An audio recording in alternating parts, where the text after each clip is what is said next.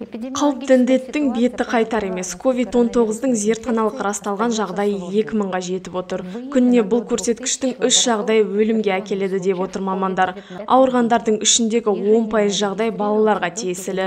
Күн сайын індетке шалдыққан 50-ге дейінгі науқастар тіркелуде. Төсек орынның толымдылығы 91%, немесе бұл дегеніміз 180 науқасқа шақталған төсек орынның 164-і бос емес. Өткен жылдың 7 айымен салыстырғанда ағымдағы жылдың 7 айында коронавирустық инфекциямен аурушаңдық 2 есе, ал өлім көрсеткіші 1,5 есеге өскен. Осы негізде үй карантинінің бұзушылық фактілері де тіркелген.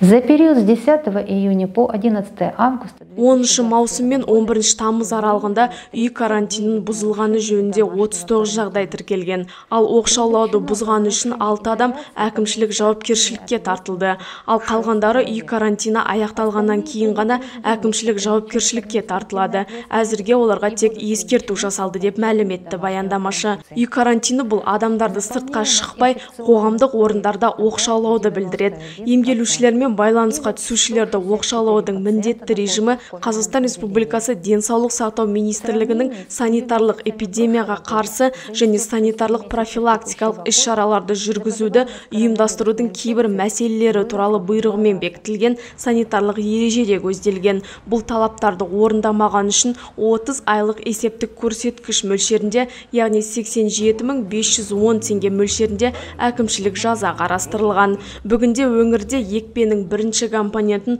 19.099 адам, немесе екпе ектіруге жарамды адамдардың 54,4% салдырса, екінші компонентпен 14.042 адам вакцинацияланған. Әзірге бұл толық вакцинацияның шекті деңгейіне жетпей тұр. Ұжымдық иммунитет қалыптасу үшін толық вакцинациялаудың шегі кемінде 60% болу керек, дейді мамандар. Шекті деңгейге жету үшін тағы 16 000 адам инфекцияға қарсы екпе жасауға қажет.